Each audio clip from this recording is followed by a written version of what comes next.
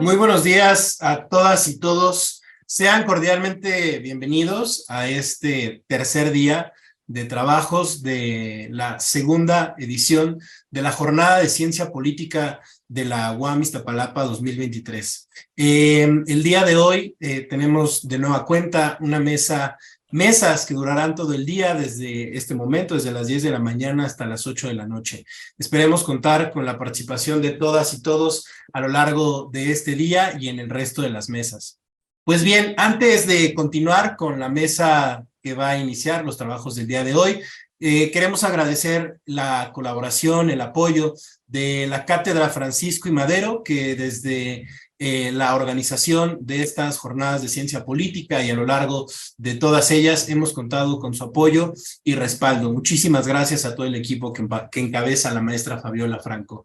Queremos agradecer también a nuestra casa de estudios, la UAM Iztapalapa, a la División de Ciencias Sociales y Humanidades, así como al Departamento de Sociología de la universidad por la máxima difusión que le han hecho a nuestro evento y por todo el apoyo administrativo que hemos recibido de su parte. Infinitas gracias a todas y todos quienes lo hacen posible. Pues bien, el día de hoy también quiero dar la más cordial bienvenida a nuestros ponentes de esta mesa del día de hoy, así como a la doctora Erika Granados Aguilar, coordinadora de la licenciatura en Ciencia Política. Sean ustedes cordialmente bienvenidos y bienvenidas. Vamos a dar inicio con nuestra primera mesa del día de hoy, que se titula América Latina en el contexto actual. Vamos a contar en esta mesa con la participación de José Carlos Duque Brazán, Carolina Mónica Gilas y Alberto Escamilla Cadena. En primer lugar, vamos a dar paso a la presentación Ciudadanías, Transnacionalismo y Migración en América Latina, Transformaciones Empíricas y Dilemas Teóricos. Esta corre a cargo de José Carlos Duque Brazán, quien es profesor del Colegio de Humanidades y Ciencias Sociales de la Universidad Autónoma de la Ciudad de México, es egresado del doctorado en Ciencias Políticas y Sociales de la Universidad Nacional Autónoma de México, maestro en Ciencias Sociales por la Facultad Latinoamericana de Ciencias Sociales, Flaxo, con su sede en México, y graduado con honores y licenciado en Antropología Social por la Universidad de Chile. Es miembro del Comité Científico de la revista Ánfora de la Universidad Autónoma de Manizales de Colombia y del Comité Científico de la revista Huellas de la Migración de la Universidad Autónoma del Estado de México. Asimismo, es coordinador de la Red Latinoamericana de Estudios en Derechos Sociales. Algunos de sus artículos recientes son El retorno de la ciudadanía social en América Latina, número 53 del año 2022. Doctor José Carlos Duque, sea usted bienvenido a esta jornada de ciencia política. Le cedo el uso de la voz hasta por 25 minutos. Gracias.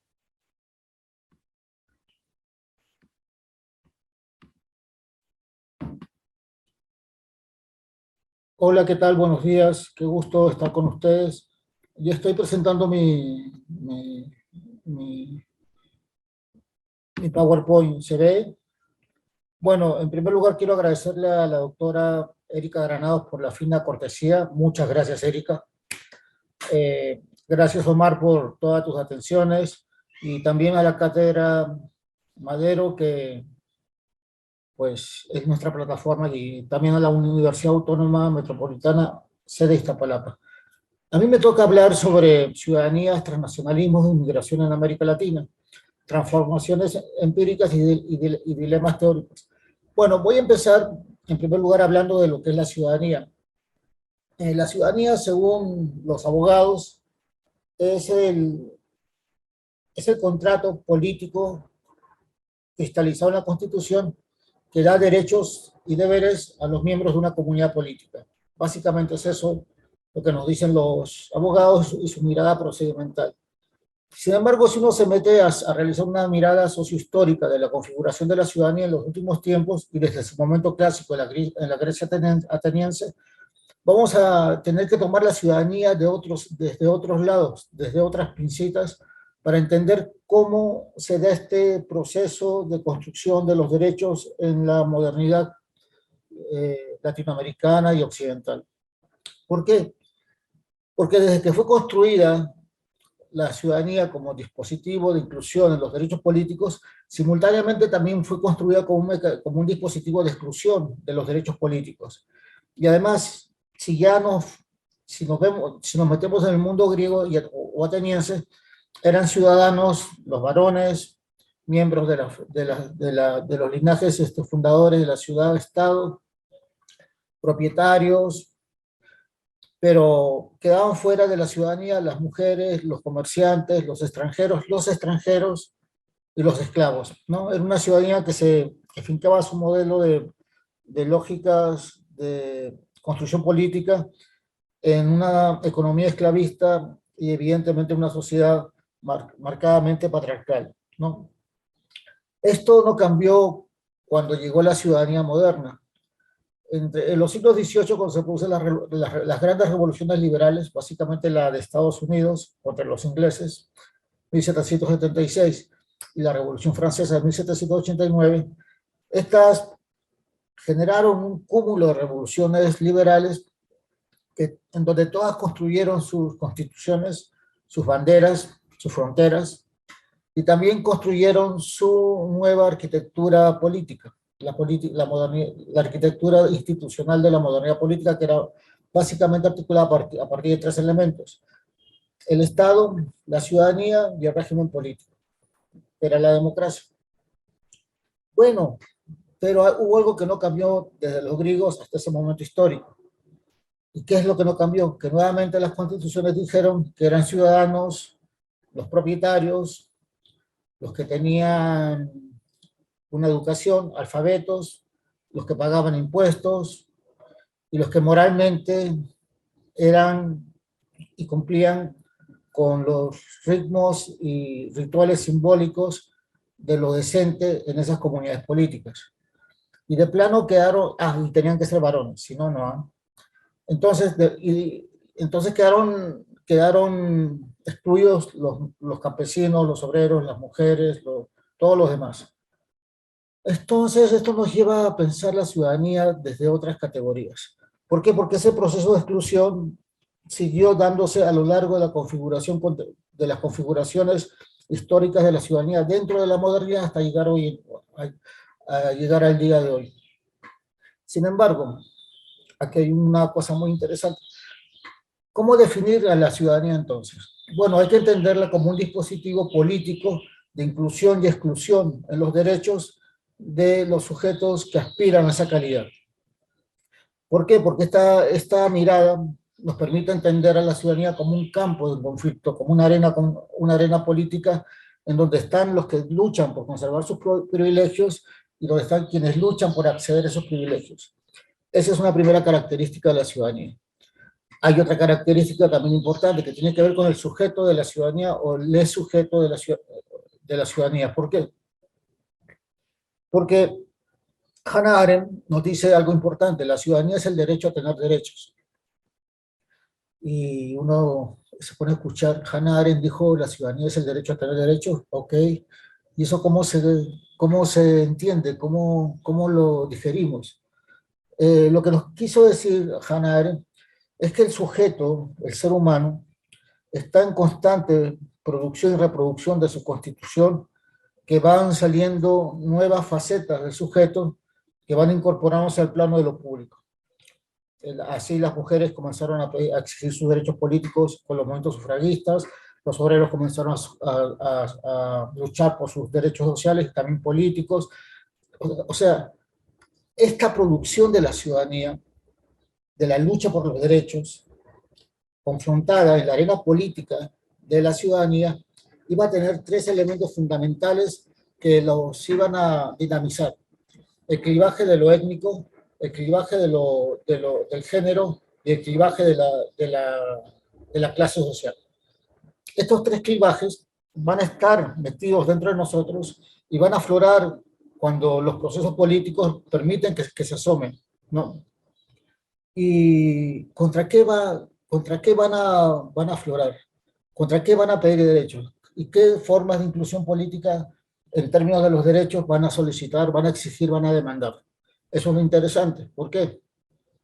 Porque nos permite entender cómo se da este proceso de configuración de los derechos. Y eso nos lleva también a entender otra cuestión importante. La ciudadanía, entonces, va a ser con un dispositivo de construcción no solamente de unos cuantos privilegiados, sino que a esos privilegiados hay que ponerles carnecita, al esqueleto hay que ponerle carnecita. Y hay que decir que es una construcción burguesa, patriarcal, heteronormada, que va a definir el acceso a los derechos originalmente, y cuyas secuelas las vamos a encontrar en las distintas luchas por los derechos hasta el día de hoy. Por eso las feministas están diciendo lo que están diciendo. Por eso las comunidades LGTB están diciendo lo que están diciendo. Por eso hoy en día hay un conjunto de trabajos que hablan desde la colonialidad de las relaciones de poder sobre qué es lo que le falta a la ciudadanía para ser una ciudadanía que permita una inclusión holística de todos los sujetos y que estos sujetos no sean discriminados de los derechos a partir de sus clivajes de género, de sus clivajes étnicos y de sus clivajes de clase social, ¿no? Pero todo todas estas luchas, todo este proceso histórico de configuración de los derechos va a tener un momento de profundas transformaciones y de profundas rupturas. ¿Por qué? Porque estas luchas tenían un contenedor. El contenedor era el Estado Nacional y tenía una matriz epistemológica que nos permitía a los científicos sociales analizar estos procesos, que era el nacionalismo metodológico. Pero adivinen qué, llegó la globalización, llegó el neoliberalismo, llegaron las tecnologías de información, se cayó el muro de Berlín, y todo lo que se hizo en esos momentos, hasta esos momentos, cambió profundamente.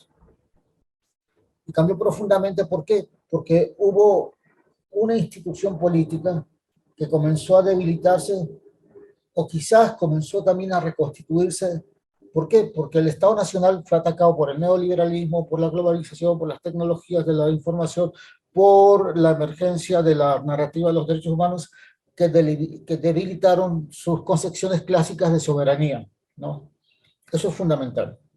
Entonces, en este desarrollo comienzan las migraciones en América Latina y en el mundo también. Y estas migraciones van a ser articuladas a partir de un fenómeno nuevo. Van a ser articuladas por distintos fenómenos que ahorita voy a contarles. Pero antes de meterme a esos fenómenos, me gustaría decir, poner dos ejemplos sobre la mesa.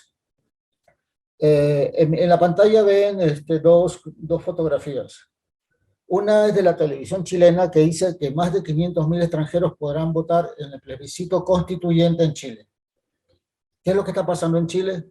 Que desde el 2012 los migrantes organizados lograron influir en la política chilena para obtener derechos políticos sin necesidad de naturalizarse como ciudadanos.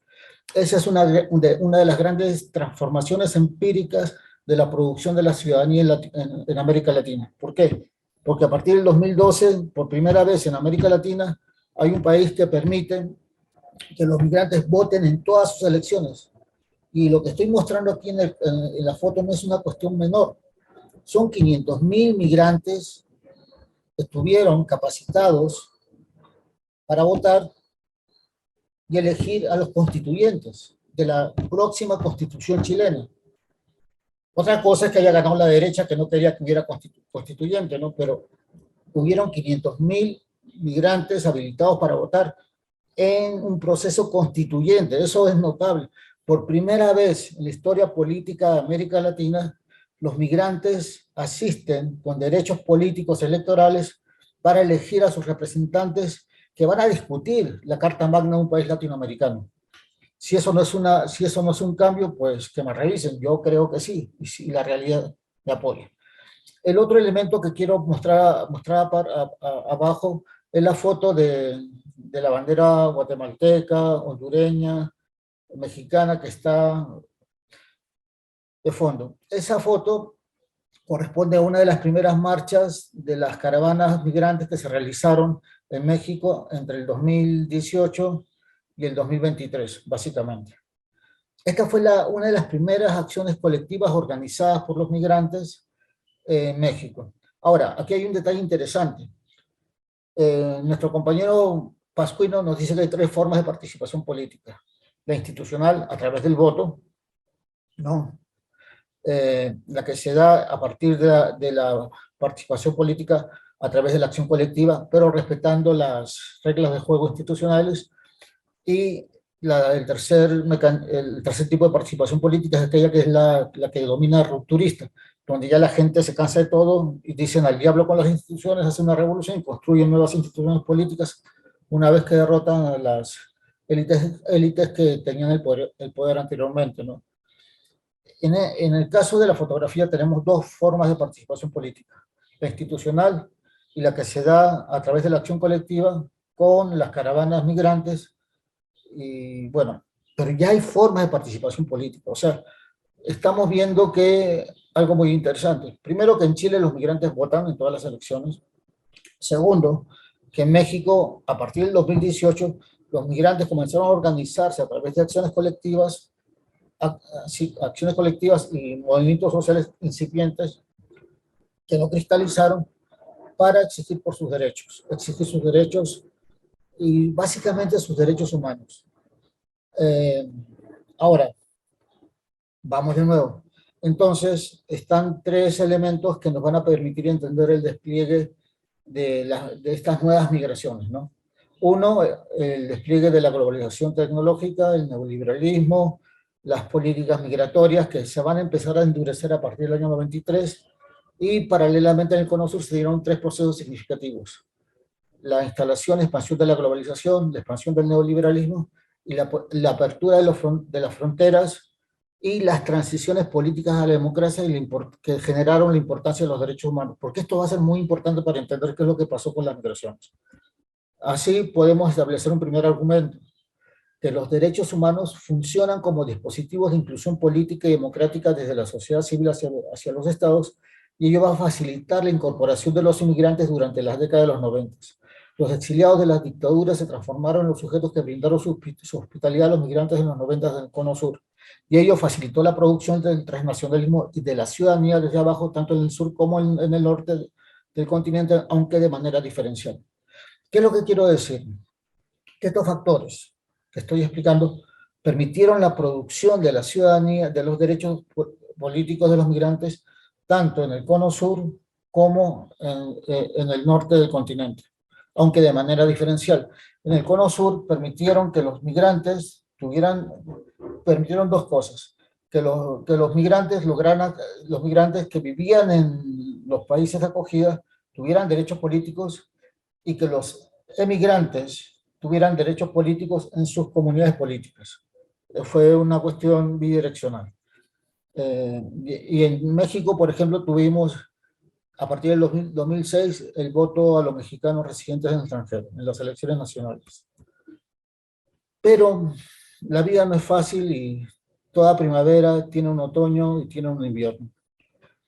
Y retomando la figura de la foto de la caravana migrante anterior, ahora pongo dos imágenes: la del octavo Foro Social Mundial de Migraciones y la de este increíble personaje tan democrático que se llama Donald Trump.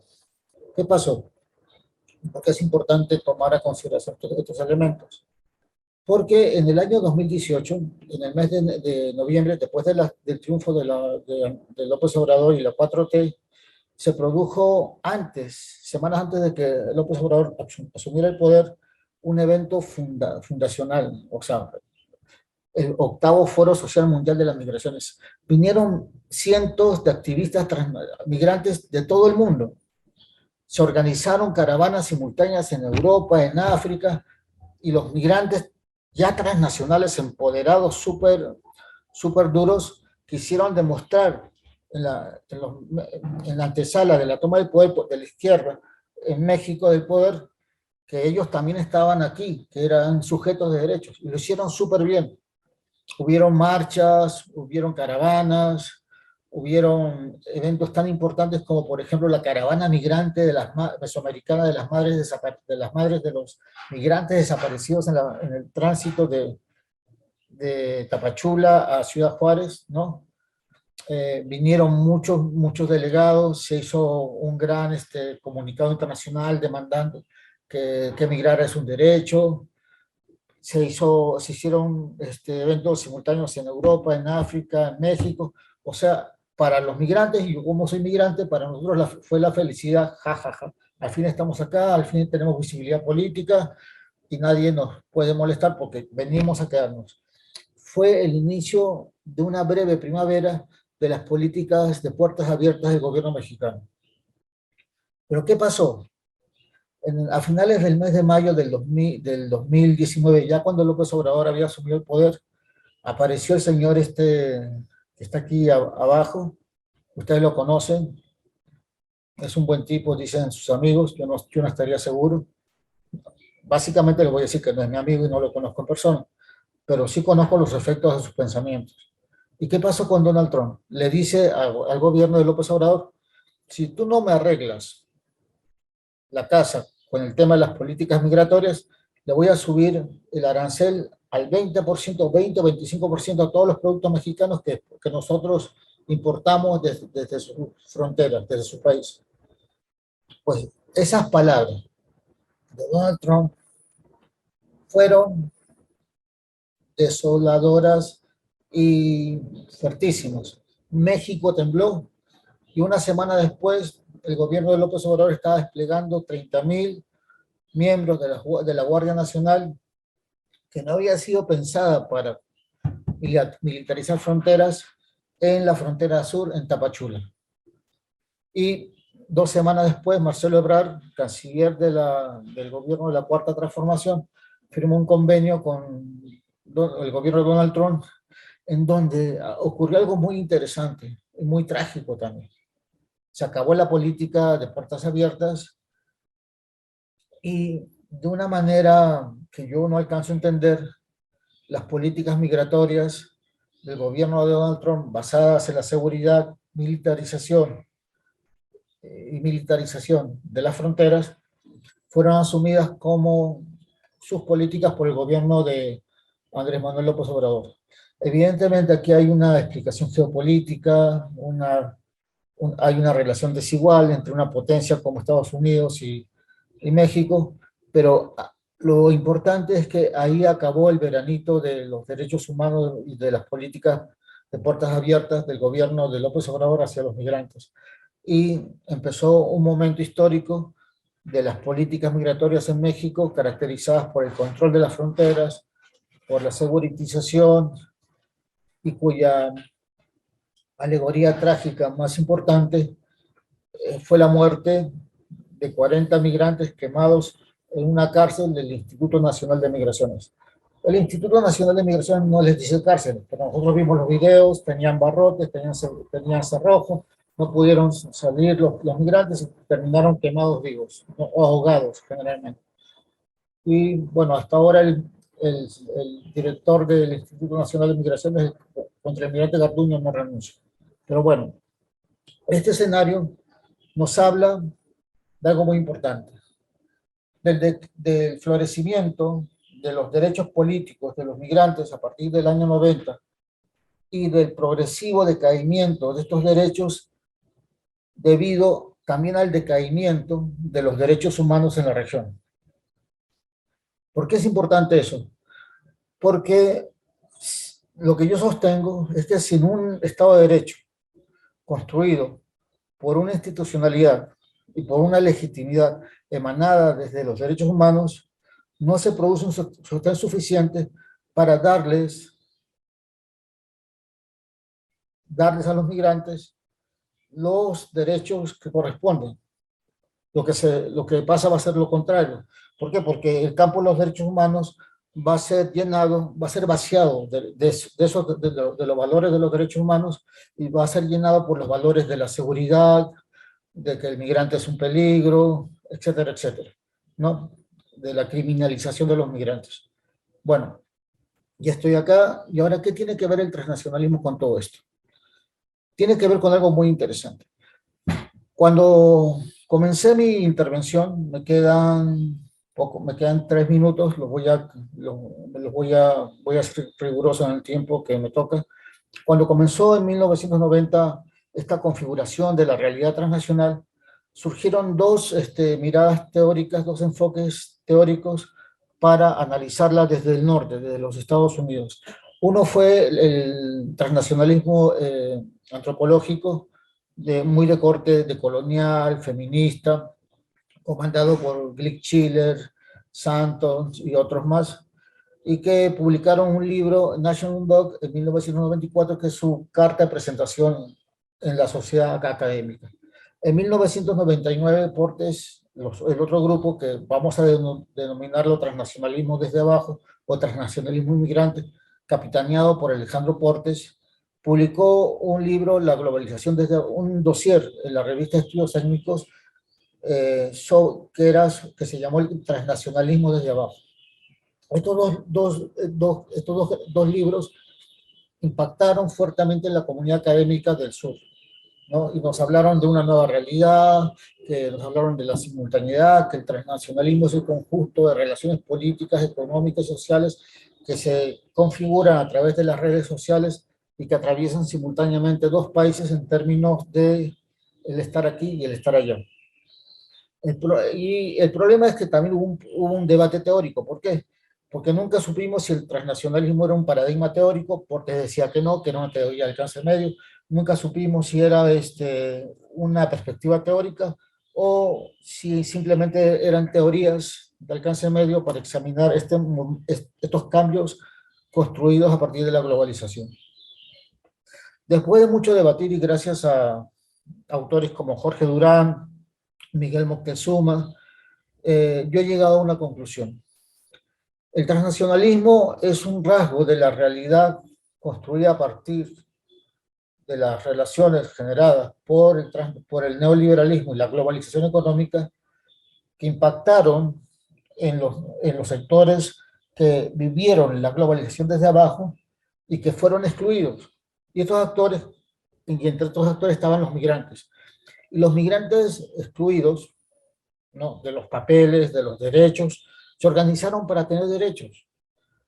Pero no se organizaron todos, se organizaron sus élites. Porque los migrantes, aunque no lo crean, tienen sus élites. Y estas élites construyeron organizaciones políticas de inmigrantes.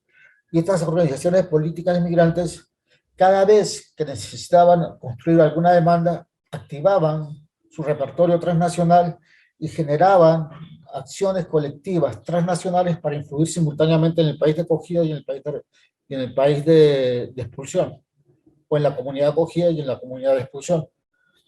Pero no es una realidad que esté todo el tiempo generándose, sino que tiene que tener dos condiciones. Élites organizadas, no tres, élites organizadas, migrantes, que estas élites organizadas tengan una concepción de agentes para sí, agencia, en términos de lo que denomina, de cómo lo entiende O'Donnell o cómo lo entiende Giddens, por ejemplo. A ver, ¿qué dije? Agencia, organización. Y el tercer rasgo es que haya una coyuntura que mueva a los migrantes, ¿no? Y en ese sentido, vamos a decir lo siguiente: la ciudadanía transnacional se va a construir o va a ser configurada a partir de las acciones de las élites migrantes que tienen una concepción de agentes para sí, de agencias para sí, a través de la articulación de relaciones coyunturales que permiten que éstas influyan en la comunidad de origen y en la comunidad de acogida. Este es un rasgo del transnacionalismo. Ya no estamos hablando entonces de los transnacionalismos, de las grandes teorías, sino estamos hablando de un rasgo nuevo de los migrantes transnacionales, no, de los migrantes que ocupan esas relaciones transnacionales en momentos específicos y las ocupan a partir de configurarlas como acciones colectivas, ahora sí, transnacionales. El tema es que este transnacionalismo sufrió una derrota histórica desde mi punto de vista. ¿Por qué? La derrota histórica que sufrió, al menos en el norte de este continente, fue la derrota de los esfuerzos construidos por el octavo Foro Social Mundial de Migraciones, que tuvieron como perspectiva y como espacio ese momento histórico. Y fueron las caravanas migrantes y todo lo demás, y que fueron aplastados por el señor Trump, que está ahí, tan simpático él, que dijo a los mexicanos: si no me ordenan la casa, les voy a subir el arancel en un 20%. Y el gobierno mexicano le hizo caso a Donald Trump, y el transnacionalismo político que se había trabajado desde los 90 hasta el año 2018, murió de inanición y sin una compañía institucional. Bueno, colorín colorado, mi ponencia ha terminado. Muchas gracias. Quedo atento a sus comentarios. Gracias, profesor José Luque. Muchas gracias por esta exposición tremendamente interesante que se inserta en la coyuntura actual en la cual nos encontramos y que seguirá en la mesa de discusión el tema. Muchísimas gracias. Vamos a dar paso ahora a la presentación de la doctora Carolina Mónica Gilas. Su presentación se titula Representación simbólica de las mujeres en América Latina. La doctora Gilas tiene el grado en Ciencias Políticas y Sociales por la Universidad Nacional Autónoma de México. Es maestra en Ciencias Políticas por la Universidad de Sens, Polonia. Es miembro del Sistema Nacional de Investigadores, nivel 1, profesora del Centro de Estudios Políticos de la Facultad de Ciencias Políticas y Sociales de la UNAM y tutora del programa de posgrado en Ciencias Políticas y Sociales de la misma universidad. Forma parte del equipo de investigación del Observatorio de las Reformas Políticas de América Latina, del Instituto de Investigaciones Jurídicas de la UNAM y la Organización de los Estados Americanos. Coordina el proyecto Representación Sustantiva de las Mujeres en América Latina. Sus intereses de investigación están relacionados con la representación política de las mujeres y grupos subrepresentados, sistemas electorales y derecho electoral, así como los avances disciplinares de la ciencia política, encaminados a la inclusión de la perspectiva de género. Es miembro de la red de politólogas No Sin Mujeres. Doctora Carolina Gilas, bienvenida sea esta jornada de ciencia política. Un gusto tenerla con nosotros. Hasta por 25 minutos, por favor. Gracias. Hola, muy buenos días a todas, todos, a quienes están aquí en la sesión de Zoom, a quienes nos acompañan a través de las redes sociales. Es realmente siempre un privilegio participar en el espacio de las jornadas de ciencia política. Creo que pues ya tradicional en este momento, ya son varios años de que la UAM y la Cátedra Madero están articulando, encabezando ese gran encuentro que yo realmente aprecio muchísimo. Me parece que es de los espacios más importantes en los que podemos conversar entre colegas, donde podemos enterarnos de qué estamos trabajando, qué estamos investigando, cuáles son realmente nuestras inquietudes.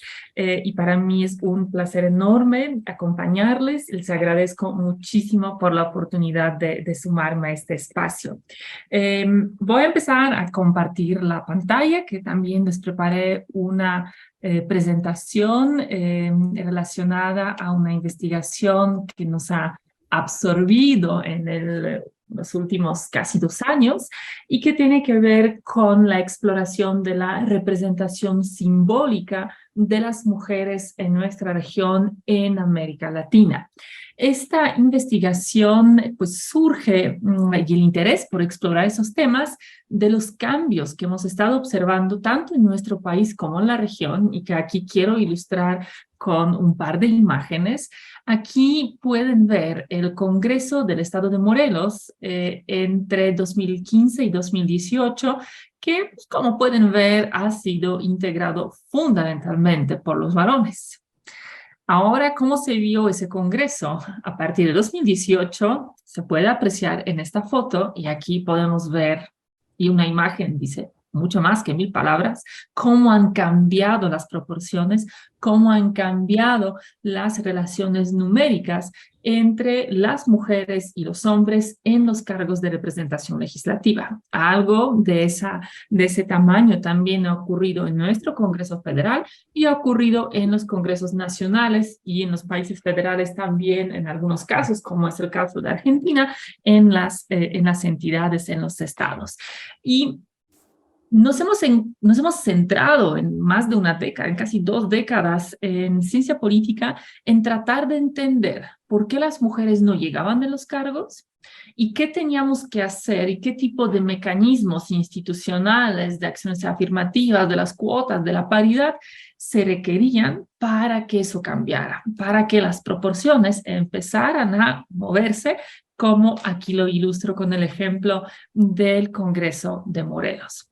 Sin embargo, ahora que estas mujeres ya están ahí y están en muchos casos en los números iguales, en ocasiones incluso mayores que los varones, nos tenemos que empezar a preguntar qué pasa, cómo cambian los congresos, cómo cambian las relaciones de género al interior de esos congresos, cómo ejercen el poder las mujeres, los hombres en esas condiciones cambiantes.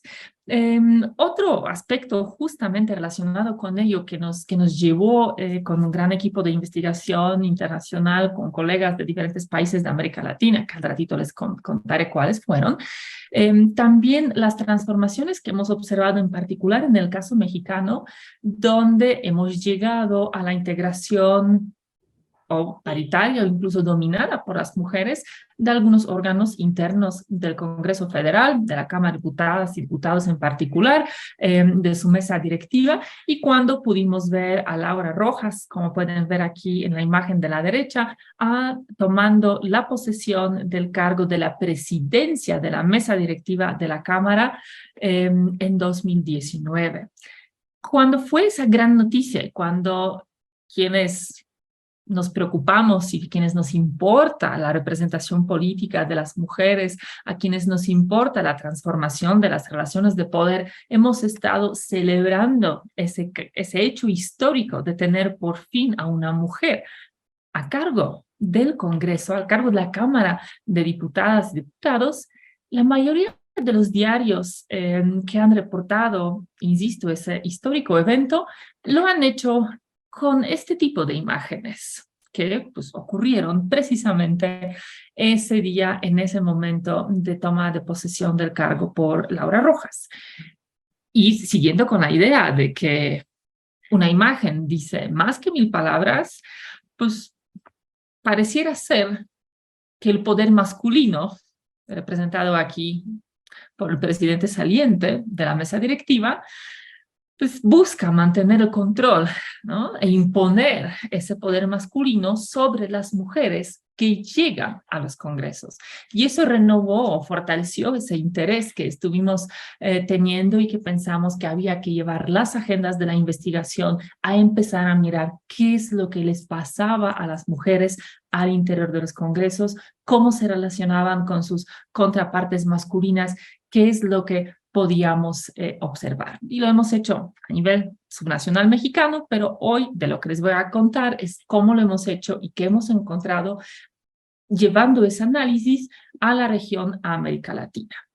Partimos en un primer lugar de la idea o de la conceptualización de la representación política desarrollada ya en los años 60, era muy clásica, por Hannah Pitkin, que señala que la representación política es un concepto multidimensional y que tenemos básicamente 4 dimensiones de ese concepto: la representación formal, descriptiva, simbólica y la sustantiva.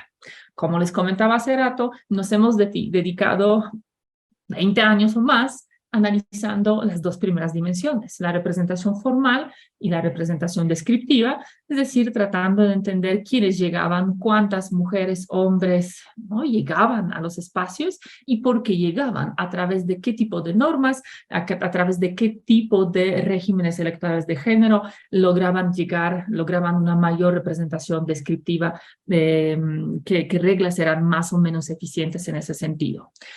También desde hace tiempo ha habido ciertos, aunque limitados, intentos de entender la representación sustantiva, que es decir, qué agendas articulan las personas en el ejercicio de sus funciones, pero la dimensión simbólica ha sido en realidad muy poco estudiada. Y tradicionalmente la representación simbólica ha estado asociada con las respuestas o reacciones que la ciudadanía tiene o tenía ante la integración de los órganos legislativos y ante la actuación ante cómo veían o cómo percibían a quienes ejercían esa representación actuando en funciones de las y los representantes. Entonces se buscaba mediciones en las encuestas de opinión pública preguntando, bueno, ahora que hay un poco más mujeres, ¿te sientes tú, mujer, más representada? ¿Sientes que la representación es más justa? ¿Te sientes más incluida? ¿Cómo percibes, ¿no?, la representación en este sentido? Llegaron ante a esas visiones clásicas de la respuesta ciudadana, se sumaron otras maneras de pensarlo, en particular la que inauguraron Lombardo y Meyer, hablando de la representación simbólica y retomando la idea de que quienes representan también ejercen agencia, entonces moldean de alguna manera con sus actitudes, con los símbolos a los que recurren, con sus discursos, generan ciertas reacciones en la ciudadanía y que pues también todo ese tipo de recursos que se utiliza al ejercer la representación de los discursos, de los símbolos, estos tienen un efecto en validar o no, en legitimar o no la participación de las mujeres en el ejercicio de los cargos públicos. Y nosotros hemos pensado que hay que también fortalecer o incorporar otro elemento más en ese análisis de la representación simbólica, pensando que a final de cuentas la agencia, es decir, cómo las personas ejercen la función legislativa, la función representativa, está de alguna manera constreñida por las instituciones, por las reglas formales e informales que delimitan, que determinan cómo están funcionando los órganos, en este caso, los propios órganos legislativos. Entonces, hemos pensado en una investigación que justo quería ir más allá de la idea de que el ejercicio de la representación política afecta a las personas, a la ciudadanía que la recibe, que la observa, y que buscaba entender cómo el contexto institucional, contexto legislativo, constriñe los roles, percepciones, expectativas, maneras de funcionar, de actuar, de ejercer el poder.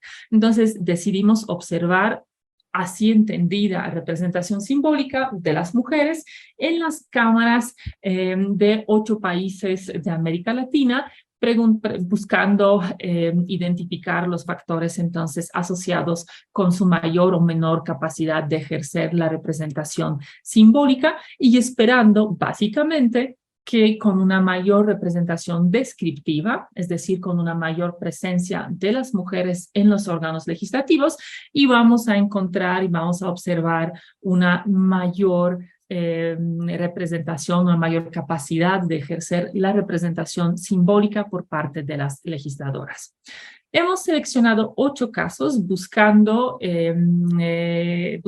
países, buscando congresos que estuvieran en diferentes niveles de la fortaleza del régimen electoral del género, que pueden observar aquí en el eje X, y de diferentes niveles de representación descriptiva.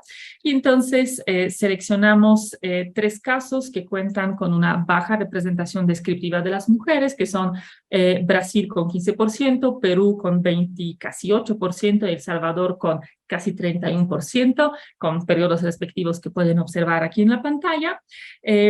Otro segundo grupo con una representación descriptiva que podríamos colocar a nivel medio, que está cercana al umbral equitativo del 40%, con cámaras de Argentina con 40 y 39%, Ecuador con 30 y casi 8%, y finalmente el tercer grupo que ya está con la representación paritaria, representado aquí con Bolivia, con 53% en la Cámara Baja y 47% en el Senado, México en aquella integración 18-21 con 48% en la Cámara de Diputados y 49% de las mujeres en el Senado, y Costa Rica con la representación arriba de 45%.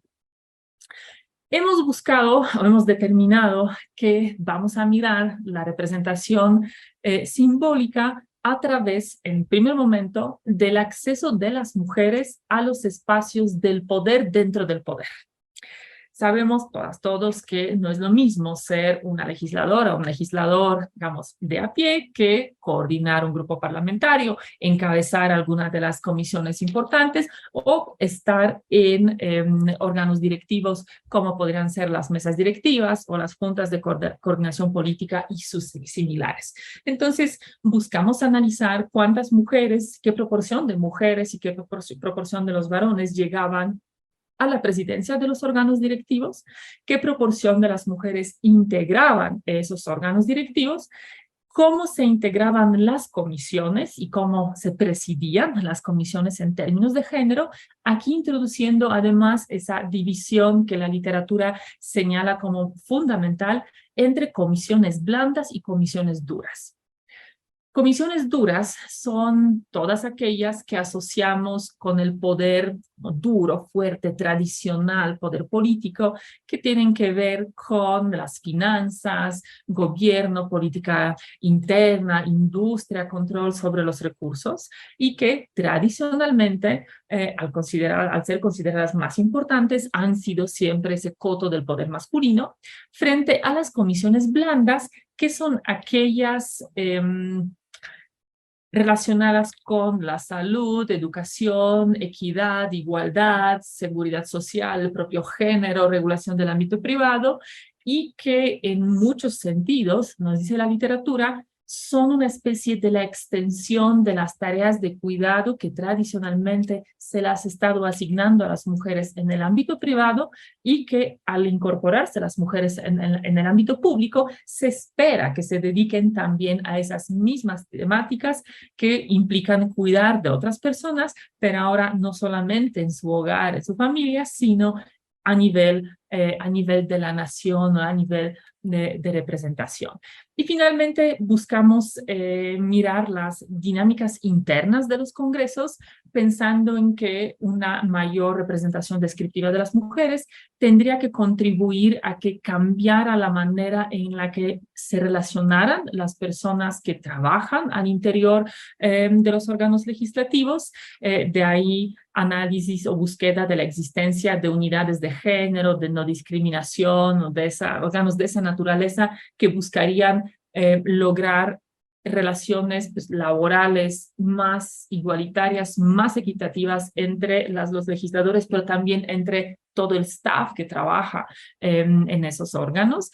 Existencia de algún órgano dentro del Poder Legislativo que realizara estudios o análisis, investigaciones encaminadas a fortalecer la incorporación de la perspectiva de género, la lógica de que se buscaría hacer otro tipo de leyes, otro tipo de políticas públicas.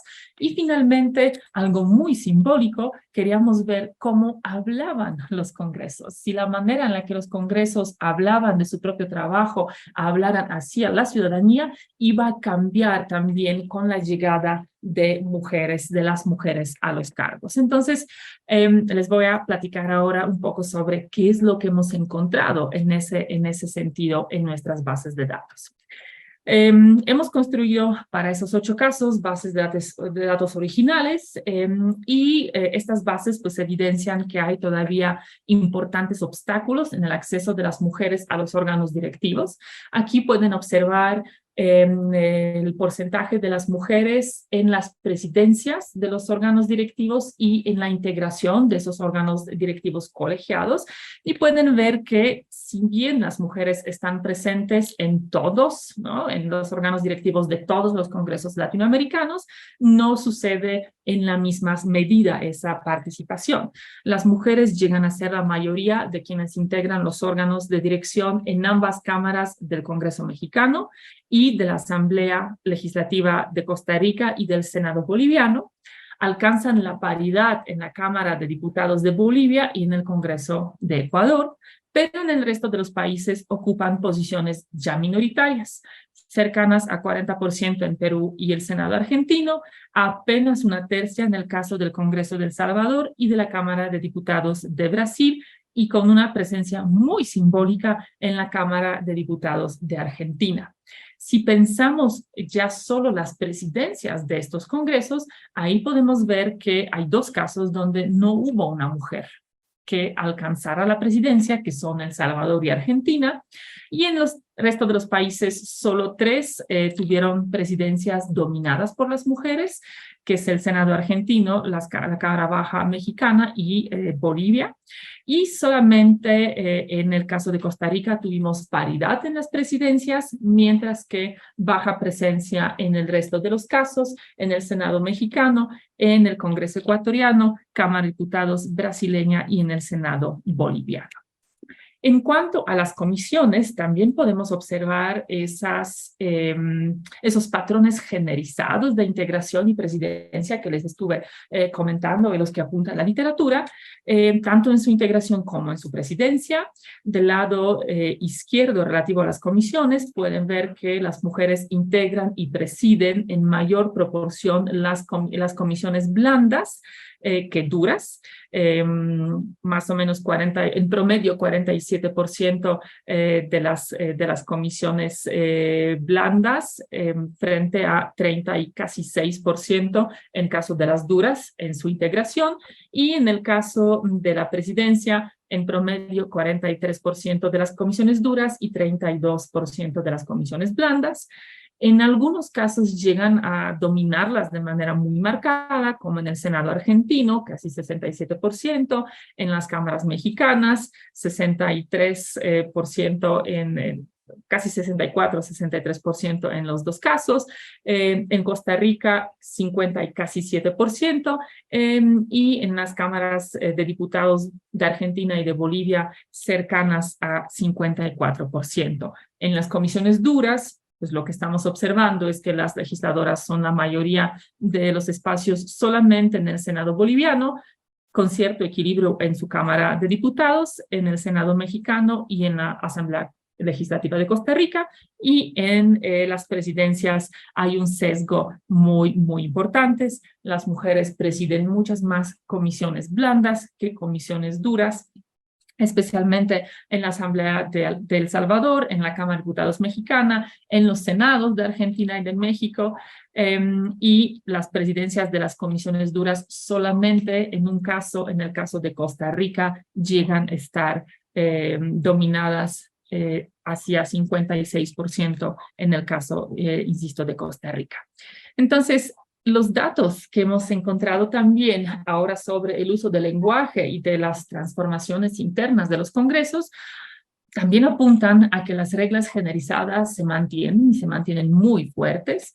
Esas estructuras que dan preferencia a los valores y a los modelos organizativos masculinos están presentes en prácticamente todos los legislativos nacionales de nuestros 8 casos.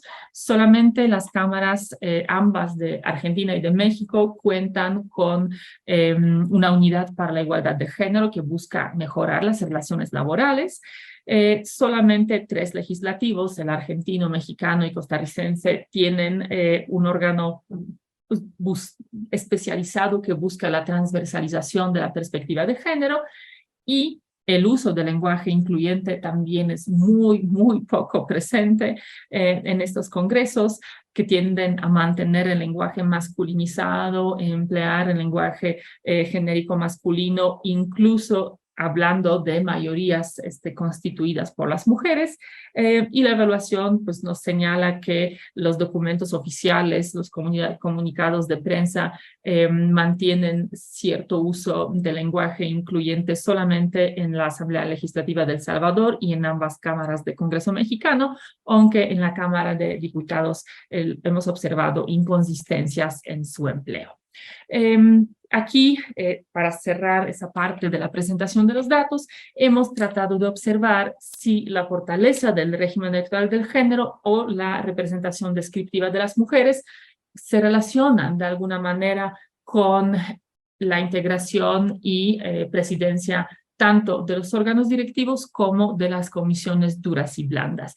Y aquí ese análisis en un primer momento de la fortaleza del régimen electoral del género, que pueden observar del lado izquierdo, apunta a que existe cierta relación positiva entre ambos, es decir, los países con niveles más bajos de la fortaleza del régimen electoral de género, que son El Salvador y Brasil, también están entre los casos con menor proporción de legisladoras que presiden e integran los órganos, los órganos directivos y las comisiones. Los 3 casos del IPREG bajo El Salvador, Brasil, Perú tienen menor proporción de las mujeres en todas las comisiones, aunque aún menores en las duras que en las blandas, entonces también manteniendo, ¿no?, esa relación o esa tendencia generalizada, lo mismo en sus presidencias. Entonces pareciera ser que baja fortaleza del régimen electoral del género dificulta el acceso de las mujeres a estos espacios de poder dentro del poder. Sin embargo, no funciona al revés, es decir, la fortaleza del régimen electoral del género no es suficiente para que las mujeres alcancen una representación fuerte o una representación paritaria en estos espacios. Ahí podemos ver que a pesar de altos niveles de IPREG, en algunos casos, como el argentino, con el nivel de IPREG más alto, que es el 5, sí hay una ausencia de las mujeres en la presidencia de los congresos y una presencia mínima en sus órganos directivos. De manera similar, el Senado boliviano y Cámara de Diputados mexicana y la Asamblea Legislativa sobre integración, presidencia de las comisiones blandas y duras. Ahora, en cuanto a la representación descriptiva, ahí también pues encontramos cosas interesantes. En primer lugar, que a mayor representación descriptiva de las mujeres, parece haber una mayor capacidad de las legisladoras de ejercer la representación simbólica, porque hay una mayor asociación, una mayor capacidad de las mujeres para lograr el equilibrio en las integraciones de los órganos directivos y de las comisiones. Entonces, si bien no es igual en este caso, la representación descriptiva no es el único factor o no es al 100% determinante de esos resultados, sí nos está evidenciando una mayor capacidad, una mayor presencia equilibrada de las mujeres en las presidencias de comisiones blandas, en un incremento de la integración y presidencia de las comisiones duras para las mujeres. Entonces, pues las conclusiones de esa investigación pues apuntan a que un dato positivo, mayor representación descriptiva de las mujeres en los congresos, sí está asociada con mayor acceso de las mujeres a los órganos directivos y a las presidencias de las comisiones y la integración de las comisiones. Sin embargo, también podemos encontrar que en todos los contextos se mantienen ciertos sesgos o ciertas dificultades en ese ejercicio de la representación simbólica para las mujeres. Todavía tienden a ser relegadas a los espacios de mujeres, aquí estoy pensando fundamentalmente en las comisiones blandas, llegan a ser excluidas de ciertas decisiones más importantes y no logran transformar las relaciones al interior de los legislativos. Ahí en las entrevistas que hemos realizado con las legisladoras latinoamericanas, que ya no traigo aquí, digamos, la compilación de los datos, pero también hemos encontrado evidencias y tendencias muy claras donde las mujeres han estado denunciando frecuentes y graves casos de violencia política en razón de género al interior de los congresos por parte de sus contrapartes masculinas, tanto de sus propios partidos como de los otros partidos políticos, donde han estado quejándose de que la manera en que se organiza el trabajo, los horarios, el acceso a los recursos, a la información, todavía no están plenamente equilibrados, lo que afecta su capacidad de ejercer la representación política, de acceder a los recursos, de controlar, de incidir en las agendas de los congresos y, pues, por supuesto, con todo ello, visibilizar su actuar y legitimar su actuación frente a la sociedad. Entonces, podríamos decir que más mujeres implican más mujeres en los congresos, en el poder, implican más mujeres en los espacios de poder dentro del poder. Sin embargo, la mera presencia, la mera representación descriptiva, incluso en condiciones paritarias, no resulta suficiente para romper los esquemas patriarcales, o al menos no para hacerlo a corto plazo. Entonces, creo que eso nos deja pues con un vaso medio lleno, y por supuesto implica que tenemos que seguir mirando esas estructuras, esas relaciones, esos patrones, para estar entendiendo qué se necesita para que las mujeres finalmente rompan con estos techos y lleguen a ejercer todas las funciones plenamente, la función de representación política, y a influir los destinos colectivos de sus comunidades, de sus sociedades, de manera igualitaria, equitativa, frente a los varones, a sus contrapartes masculinas. Muchísimas gracias por su tiempo, por su atención y la oportunidad de compartir con ustedes esta investigación. Muchas gracias, doctora Carolina Gilas. Sin duda alguna, una investigación a la cual habrá que seguir dándole seguimiento, continuar con el seguimiento y sobre todo reflexionar y seguir analizando los factores que pueden permitir una representación efectiva de las mujeres en el legislativo. Pues bien, ahora damos paso a nuestra última presentación de esta mesa, que va a correr a cargo del doctor Alberto Escamilla Cadena. La presentación del doctor Alberto Escamilla se titula La separación del cargo presidencial en América Latina. El doctor Alberto Escamilla tiene el grado en Estudios Sociales por la Universidad Autónoma Metropolitana, Unidad Iztapalapa, profesor investigador titular C de tiempo completo en la Universidad Autónoma Metropolitana, aquí en nuestra casa. Es miembro del Sistema Nacional de Investigadores, nivel 1, imparte cursos de licenciatura y posgrado sobre teoría política y sistema político mexicano en nuestra casa de estudios. He impartido conferencias a nivel nacional e internacional sobre temas relacionados con el presidencialismo mexicano, los procesos electorales y la democracia en México. Ha publicado en revistas y libros sobre temas relacionados con el presidencialismo mexicano, la democracia participativa y los procesos electorales a nivel subnacional, así como he dirigido distintas tesis de licenciatura, maestría, doctorado en nuestra casa de estudios, en la UAM Azcapotzalco y en la Universidad Pedagógica Nacional. Actualmente es coordinador de la línea de procesos políticos del posgrado de estudios sociales en la UAM Iztapalapa. Doctor Alberto Escamilla, un gusto tenerlo con nosotros en esta jornada de ciencia política. Hasta por 25 minutos el uso de la voz. Gracias, Omar. Quiero agradecer a los organizadores del evento por la invitación, a la doctora Erika Granados. Y bueno, un gusto compartir la mesa con la doctora Gilas y el doctor Luque. Bien, yo voy a hablar sobre la separación del cargo presidencial en América Latina, un tema que en la teoría de los sistemas presidenciales recientemente ha tomado relevancia por todos los casos que se han venido presentando en los últimos 30 años.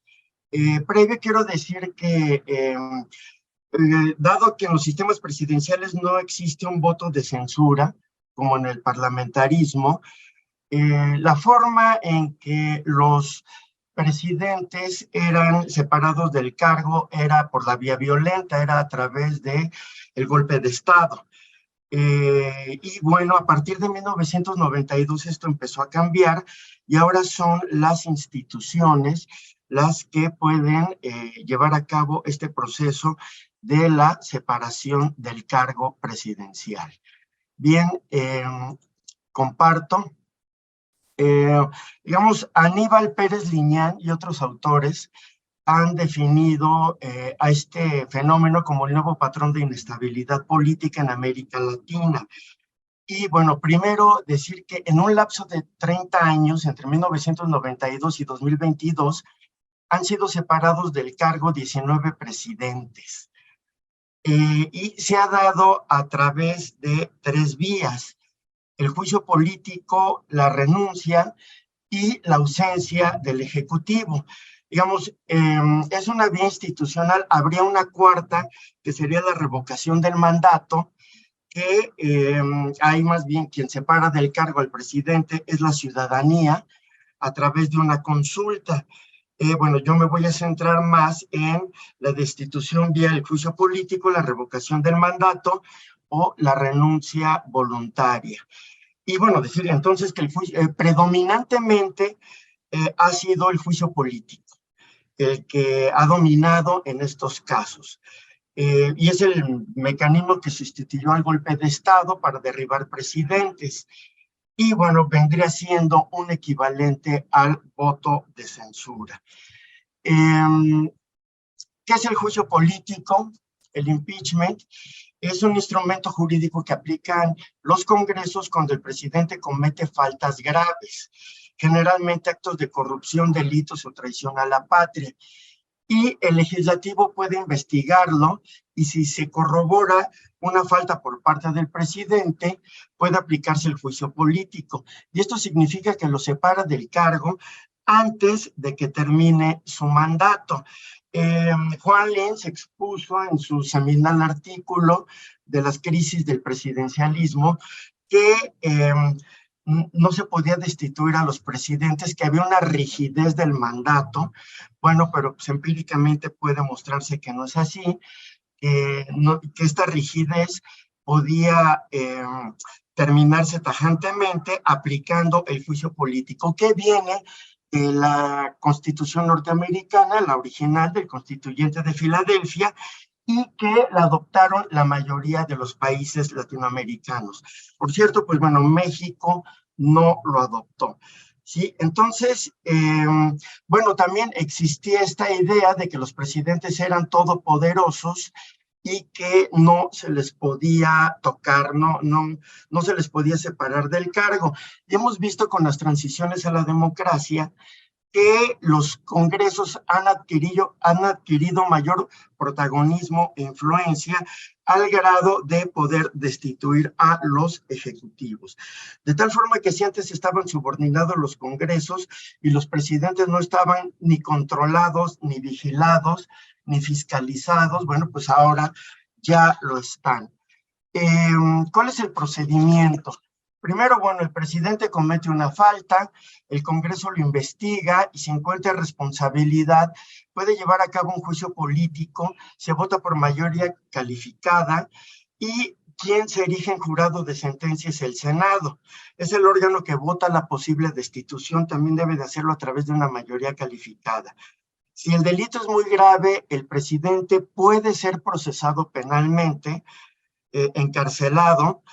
Si no es grave, pues únicamente se le destituye. Ahora, ¿cuáles son los factores que han propiciado la separación del cargo? Bueno, pues el presidente, generalmente la primera condición es que el presidente no tenga mayoría en las cámaras. Que sea la oposición partidista quien controle el Congreso, es decir, un gobierno dividido. Esto es muy importante, porque sí ha habido casos de presidentes que se ha mostrado corrupción y otros delitos en sus gobiernos, al interior de sus gobiernos, pero como tienen mayoría de su partido en el Congreso, su partido los blinda, de tal forma que no hay acusación, no hay impeachment. Entonces, bueno, en todos los casos, pues la oposición partidista es la que ha tenido el control del Congreso. El segundo factor, que es una constante, es que los medios de comunicación orquestan una campaña negativa contra la imagen del presidente. ¿Qué es lo que buscan? La irritación popular, que el mensaje llegue a la población de que el presidente cometió una falta. Y bueno, la tercera constante que se ha presentado en la mayoría de los casos es que la gente sale a tomar las calles para protestar y exigir la renuncia del presidente. Entonces son tres factores muy importantes. El gobierno dividido, la campaña mediática en contra del presidente y la protesta callejera. ¿Sí? Son muy importantes. Bueno, son tres patrones que se han encontrado quienes han venido estudiando estos temas. Quizá no los 3 se cumplan en los 19 casos, pero sí en la mayoría. Están presentes. Bien, dicho esto, a manera de introducir el tema, paso con los casos, los diferentes casos que son 19. El primero es en 1992 con Fernando Collor de Mello y se detecta corrupción al interior de su gobierno. Ahora, el Congreso le anuncia que le hará un juicio político y él se adelanta y con la renuncia. Ya él al renunciar evita el juicio político, pero bueno, finalmente queda separado del cargo. Este es el primer caso y es a partir de 1992 donde las instituciones entran por primera vez para, y no los militares, como era en los regímenes autoritarios o en las dictaduras. Aquí las instituciones entran para actuar para destituir al presidente. Es el primer caso, el de Collor de Mello. El segundo es Venezuela, en 1993, con el presidente Carlos Andrés Pérez. Y bueno, no era un presidente muy popular, tuvo muchas protestas, mismas que fueron reprimidas. Bueno, un error que comete es que las reprime y el Congreso anuncia que le hará un juicio político. Lo mismo que en el caso anterior, el presidente prefiere adelantarse con su renuncia para evitar que el Congreso lo destituya.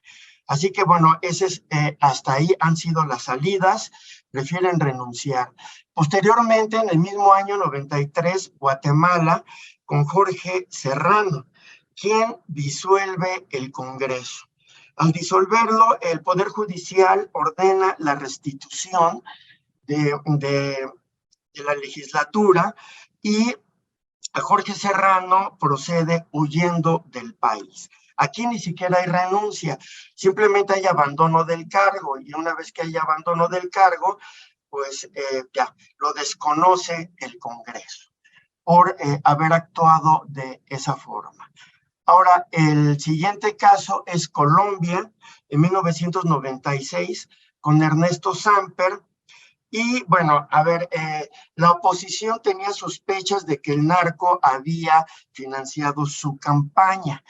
Y cuando llega al poder, le piden implementar un paquete económico, el cual se niega, y por lo tanto lo amenazan, viene una negociación y se la perdonan, pero un año después Ernesto Samper vuelve a ser amenazado con el juicio político y bueno, ni renuncia ni huye del país, lo enfrenta y es destituido. En el caso de Colombia. Luego vamos con Ecuador, con Abdalá Bucaram, quien, bueno, este es un caso verdaderamente hasta grotesco,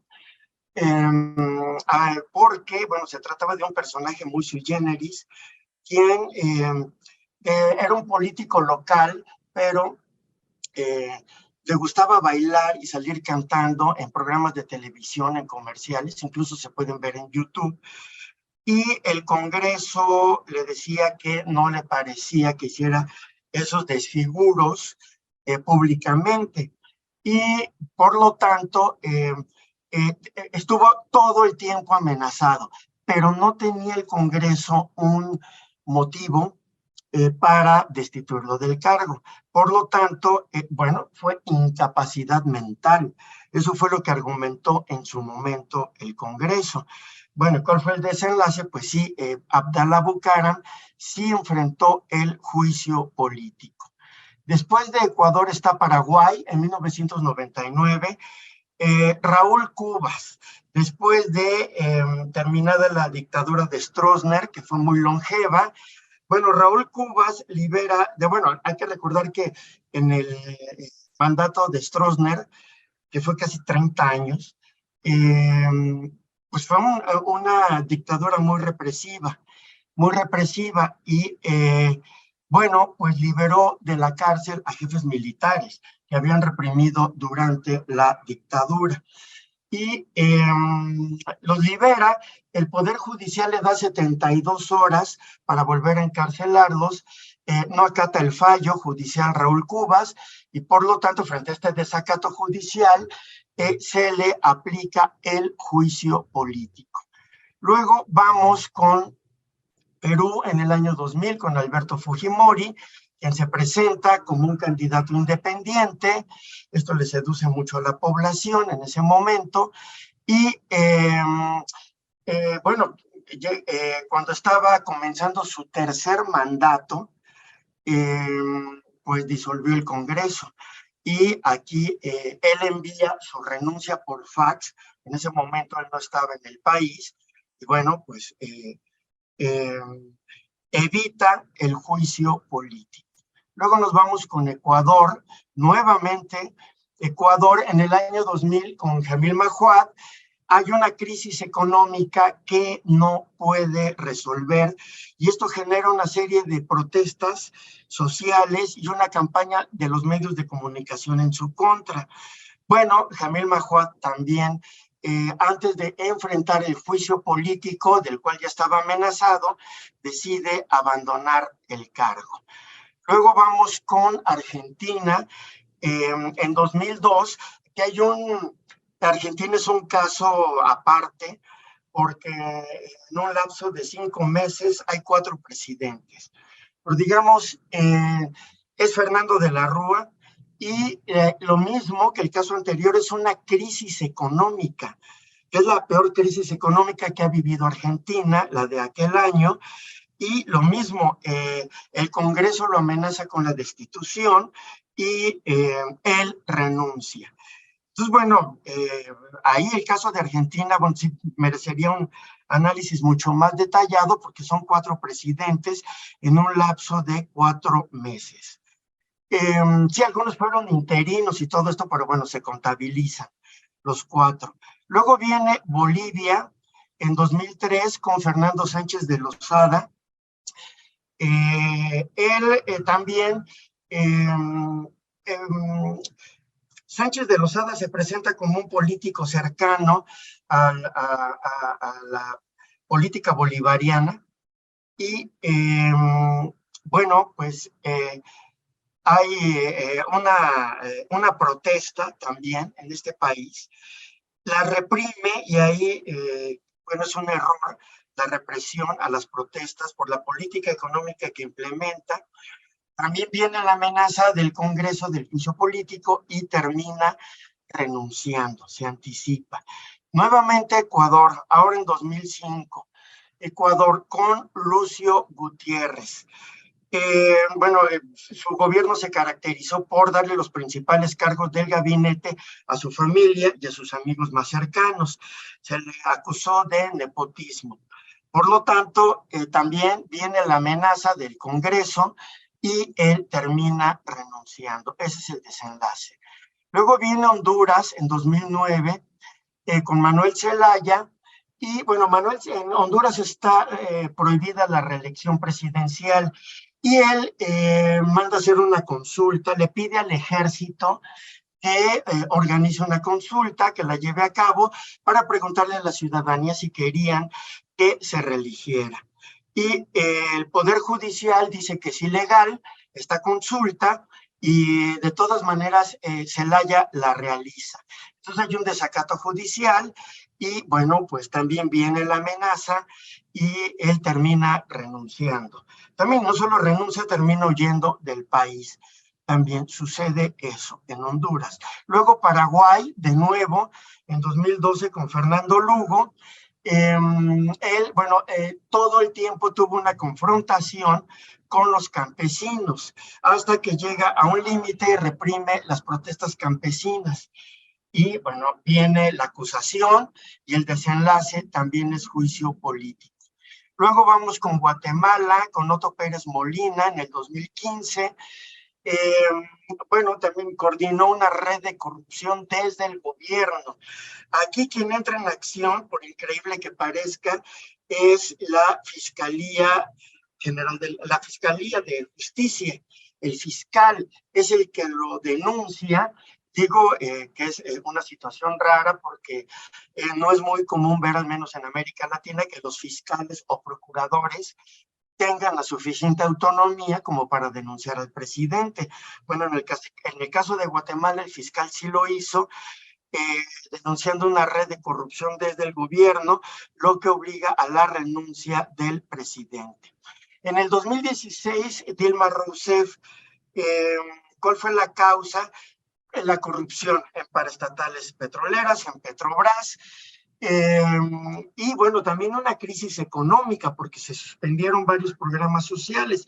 Recuerden que a ella le toca un periodo donde organiza un mundial de fútbol y una olimpiada, por lo tanto, sí se le desequilibran las finanzas y bueno, es procesada por la vía del juicio político.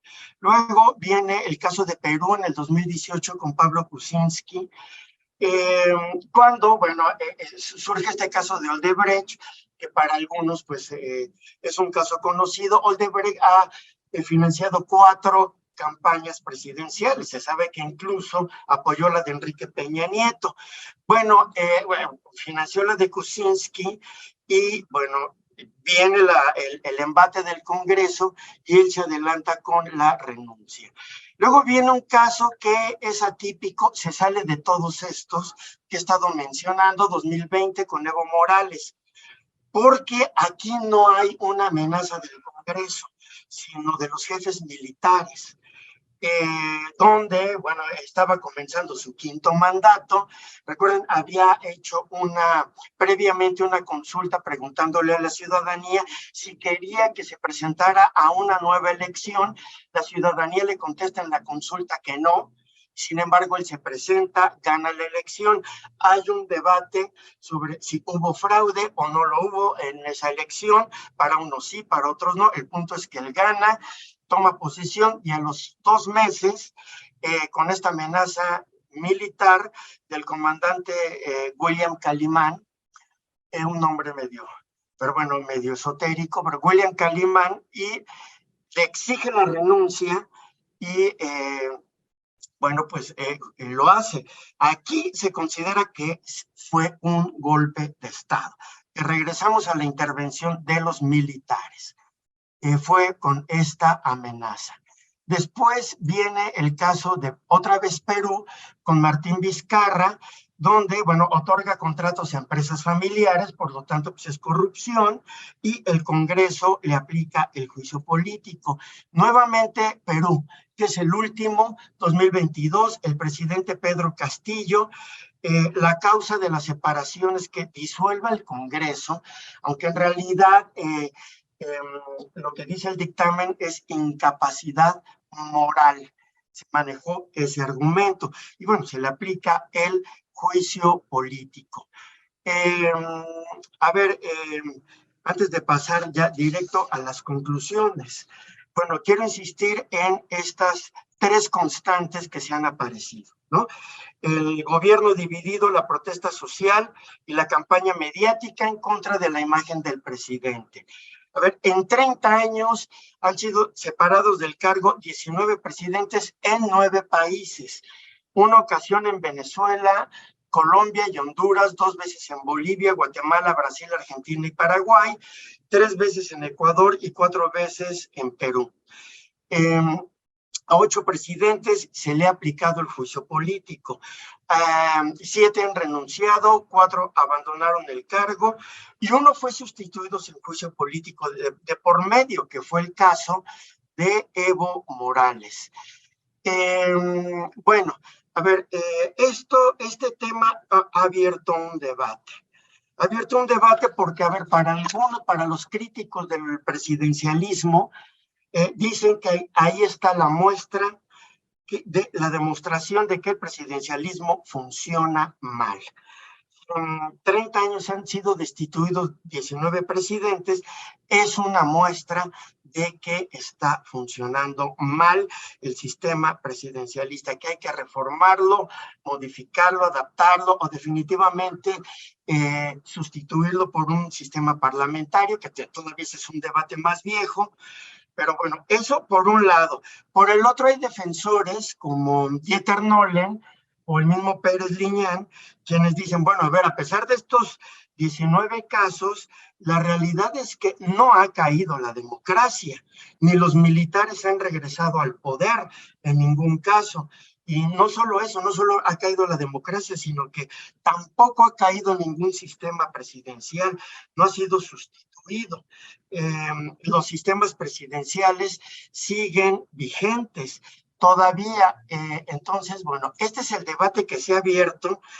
Para algunos es la demostración de que funciona mal el presidencialismo, mientras que para otros se trata de que es una buena noticia.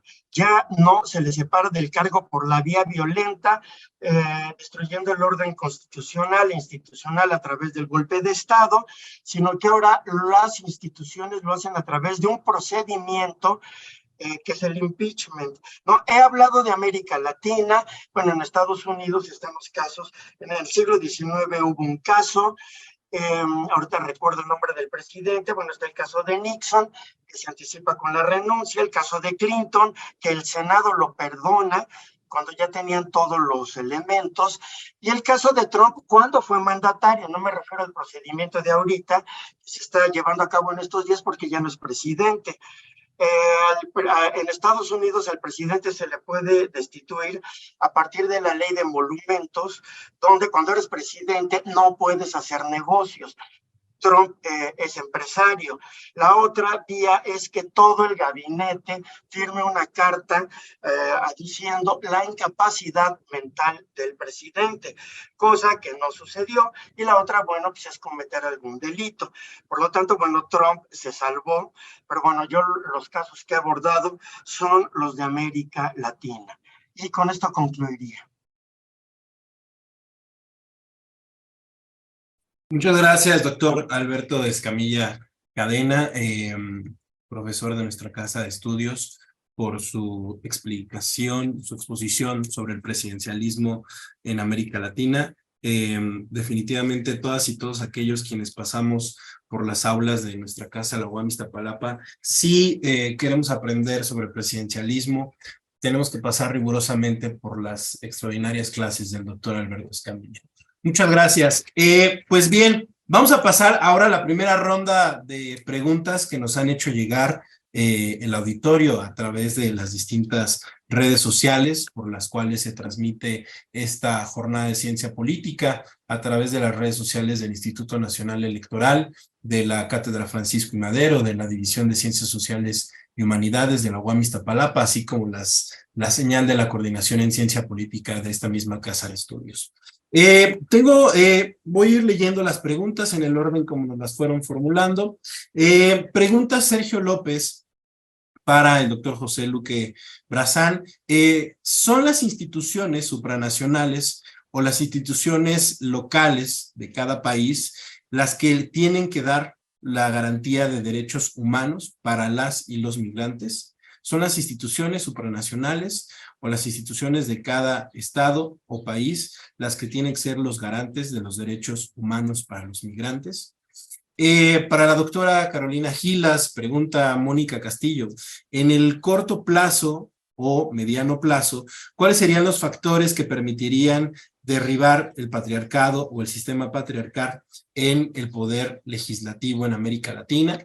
Y para el doctor Alberto Escamilla Cadena, pregunta Fernando Pérez, ¿las dictaduras en América Latina heredan un presidencialismo endeble que permite sucedan todos los casos que usted acaba de exponer? Esta es la primera ronda de preguntas que tenemos. Les voy cediendo el uso de la voz conforme fueron participando. En este sentido, el doctor José Luque, por favor, si pudiera tomar la voz. Gracias. Hola, sí, gracias por la pregunta. Es una pregunta interesante, pero la cuestión es otra. La cuestión es cómo señalar la importancia de las instituciones en la producción de los derechos humanos, ¿no? Ya sean instituciones supranacionales o nacionales, pero el tema es más simbólico, es más de la cultura política. ¿A qué me refiero? En Chile, cuando fue la dictadura militar, por ejemplo, en Perú un poco también, pero básicamente en Chile y en Argentina, el uso y el despliegue de los derechos humanos como herramientas de lucha y de combate a las dictaduras de los militares en dichos países fue ocupado desde la sociedad civil. Fue uno de los insumos de la acción colectiva de los movimientos sociales que lucharon por que nunca más hubieran violaciones, detenidos desaparecidos, torturados. Entonces, esta narrativa construida desde la sociedad civil permeó la cultura política de esos países y garantizó un piso simbólico de construcción de los derechos de los inmigrantes cuando llegaron a esos países, ¿no? Este piso simbólico se ha ido deteriorando paulatinamente a lo largo de los años y ha permitido, y hoy en día esas narrativas que están en la esfera pública, en la sociedad civil, estaban ahí, o siguen estando ahí, ahora tienen el problema que al frente suyo tienen las ideas nacionalistas, nativistas, de gente generada por intelectuales como Huntington, por Samuel Huntington, que, que establecen como punto de referencia el tema de la identidad cultural. ¿Qué es lo que quiero decir? Que en el fondo hoy en día los derechos humanos son un insumo básico en la lucha simbólica por el conflicto cultural. Samuel Huntington decía algo muy importante. El tema de ¿por qué digo yo Huntington Dixie? ¿Por qué digo yo que la migración mexicana es un peligro para la democracia norteamericana, estadounidense? Porque sencillamente los mexicanos no se integran culturalmente a la matriz American White People de los norteamericanos. Y este crecimiento de los mexicanos, en términos de su identidad cultural en los Estados Unidos, es una afrenta para los nativistas, nacionalistas y populistas como Donald Trump en los Estados Unidos. En el caso chileno, por ejemplo, les estaba hablando de las elecciones a la constituyente. Estas elecciones a la constituyente fueron ganadas por el Partido Republicano, que es un partido que sigue las ideas de Donald Trump, que sigue las ideas de Pinochet. O sea, imagínate, o sea, un partido democrático que siga las ideas de un dictador. O sea, ¿cómo tragamos eso? Bueno, en realidad en América Latina somos muy hipócritas porque nos hemos tragado, por ejemplo, literalmente, la constitución de Fujimori, un dictador, una constitución hecha por un dictador que sirve de andamiaje institucional para una democracia como la peruana, que ya sabemos qué calidad de democracia hay en el Perú. Pero también en Chile, la constitución vigente hoy en día, una constitución hecha por Pinochet.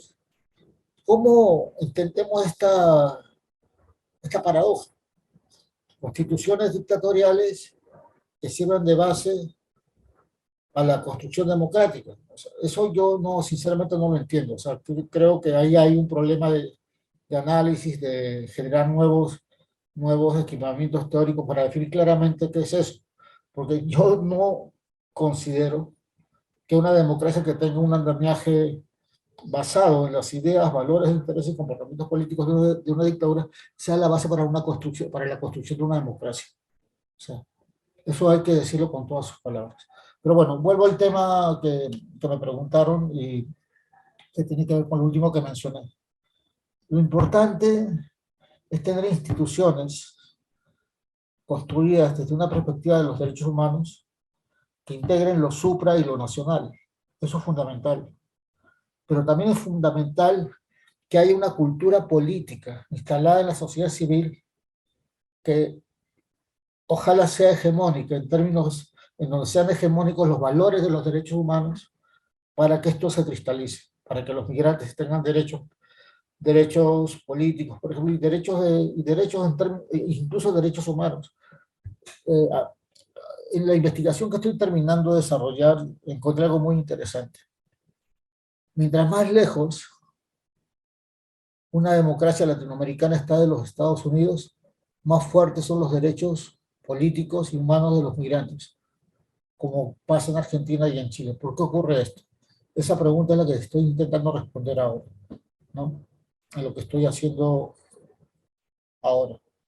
Entonces, yo creo que ahí lo dejo y solo termino con una frase. a menor vigencia de los derechos humanos, menor producción de las relaciones transnacionales. Gracias. Gracias por las respuestas. Doctora Carolina Gilas, por favor. Muchas gracias a Mónica por esa pregunta muy interesante. Yo creo que el patriarcado irá cayendo más bien a mediano, más que a muy corto plazo, pero creo que hay cosas, en efecto, que hay que estar haciendo, que hay que estar buscando para modificar las relaciones generalizadas en los legislativos. Creo que uno de esos definitivamente debe haber una presión institucional, pero también ciudadana hacia los partidos políticos. Me parece que tenemos que, como ciudadanía activa, interesada en la igualdad de género, empezar a exigir a los partidos políticos un mejor trato, un trato equitativo para las mujeres y decir un claro no, muy fuerte no, a cuando los partidos políticos postulan, promueven a personas que han, por ejemplo, incurrido en violencia política, ¿no? Tenemos que mandar un mensaje muy claro que no estamos dispuestas ni dispuestos a votar por este tipo de personas, tolerar este tipo de valores, comportamientos que van en contra de los valores democráticos. Otra de las cosas me parece también muy importantes es generar redes entre mujeres legisladoras más allá de las divisiones partidistas y también entre las mujeres legisladoras y las mujeres en la sociedad civil, en movimientos de mujeres, movimientos feministas, en la academia, para juntas pues estar también, las que están en la función legislativa en particular, organizarse para pues, empezar a exigir también el cambio de ciertas prácticas, ¿no? O sea, cuando todas las legisladoras de todos los partidos políticos van a decir un muy claro no a una de las situaciones de las que de manera reiterada se quejan, que es, por ejemplo, que las sesiones de los órganos legislativos se llevan a cabo de noche, de madrugada, que se llevan a cabo en días festivos, cuando eso les dificulta compaginar sus roles, ¿no? Más allá de la vida pública, pero con los roles que también desarrollan la vida privada, pues eso paulatinamente va a cambiar, ¿no? O sea, no creo, lo difícil que se atreverían a sesionar solamente los varones, ¿no? Ignorando una demanda, digamos, fuerte por parte de las mujeres. Entonces, creo que hay que entender que como mujeres podemos tener diferentes ideologías, podemos tener diferentes perspectivas sobre muchas cosas, pero definitivamente tenemos muchos intereses en común y creo que uno de esos intereses es justo una representación política efectiva donde todas las mujeres tengan la oportunidad de incidencia, donde puedan hacerlo pues de manera plena. Entonces, todo lo que busque erradicar la violencia que enfrentan, todo lo que busque desgenerizar a los partidos políticos y modificar esos roles al interior de los congresos. Y finalmente creo que hay otro aspecto que no se relaciona de manera muy directa con la situación de las mujeres en el Congreso, pero sí con la agenda que esperaríamos, yo creo que todos que encabecen, tanto ellas como ellos, que es una transformación de las relaciones de género en la sociedad en general. Es decir, nuestros esfuerzos para crear una sociedad realmente paritaria en el sentido no solo numérico, pero en ese sentido muy profundo de la igualdad plena, pues requiere que no solo centremos los esfuerzos en el ámbito de la política y en el acceso en el ejercicio del poder, pero también que busquemos una mayor igualdad salarial en el empleo, en la cultura, en la educación, en todos los ámbitos donde convivimos. Y creo que en eso, que tiene que ver ya con la representación sustantiva, también hay muchísimas, pero muchísimas áreas de oportunidad que están esperando a las legisladoras y a los legisladores que quieran encabezar esas demandas y de verdad avanzar en la transformación de las relaciones de nuestra sociedad. Muchas gracias. Gracias, doctora Carolina Gilas. Doctor Alberto Escamilla. Gracias. Sobre si las dictaduras heredaron presidencialismos endebles, yo más bien lo interpretaría de esta forma. Teníamos, había en América Latina ejecutivos muy fuertes y que, o sea, cuando me refiero fuertes, es que tenían un amplio margen de maniobra, eran discrecionales en las tomas de decisiones, subordinaban al resto de las instituciones, había una preeminencia de los militares, controlaban a los medios de comunicación, controlaban el sistema educativo, porque sin estas características pues no sería una dictadura. Pero más que heredar presidencialismos endebles, los procesos de cambio en América Latina sí propiciaron una transformación en los sistemas presidencialistas. Me refiero a las reformas económicas, a las reformas a la administración pública, al régimen político y al sistema de justicia. Son las que propician irle quitando a los presidentes esta gran concentración de poderes que caracterizó los presidencialismos latinoamericanos. ¿Cómo se hizo esto? Pues con reformas constitucionales. Fue lo que propició el acotamiento de los poderes presidenciales. No sé si al grado de ponerlos endebles, pero bueno, algunos, hay variaciones, algunos sí se debilitaron mucho, otros se debilitaron en menor medida. Entonces, bueno, fueron las reformas constitucionales, la eliminación de las facultades metaconstitucionales, estas que llevaba a cabo en la práctica política y que estaban más allá de las reglas. También, como dice Pedro Salazar, pues la creación de órganos autónomos comienza a acotar las facultades presidenciales porque desconcentra funciones hacia otras instancias. Y bueno, obviamente la conformación de congresos plurales, pluripartidistas, donde ya no estaban dominados por un solo partido. Ahora, aquí lo importante son las reformas constitucionales. Hay una reforma económica, digamos, en buena parte de los países se pasó de un estado de bienestar hacia una apertura comercial, o sea, del crecimiento hacia adentro, las economías se abrieron y esto acotó las facultades de los presidentes en materia económica, porque entraron otros actores al mercado y el presidente ya no era el único que decidía. En esta materia. La reforma política, bueno, pues se transformaron, se modificaron los sistemas electorales. Muchos países que tenían mayoría transitaron a la representación proporcional. México se quedó con un sistema combinado o mixto, como se le quiera llamar, que propició las alternancias a nivel local, a nivel nacional, y, bueno, sobre todo, permitió que se pluralizaran los congresos, porque entraron otros actores políticos al Congreso, lo cual propició un contrapeso. Y también esta facultad que tenían algunos presidentes de nombrar al alcalde de la capital se fue perdiendo. También eso como parte de la reforma política. Bueno, también se le dio autonomía a los órganos que organizaban las elecciones. En materia de derechos humanos sucedió lo mismo, ahí donde existían órganos encargados de vigilar los derechos humanos, bueno, pues ¿qué sucede ahí? Que se les concede también la autonomía, ¿no? Porque los presidentes no podían ser juez y parte. La reforma administrativa, bueno, también pues buscó pasar de la opacidad hacia la transparencia, esa ha sido la intención, una descentralización administrativa donde se les diera un poco de mayor autonomía, sobre todo financiera, a los gobiernos subnacionales.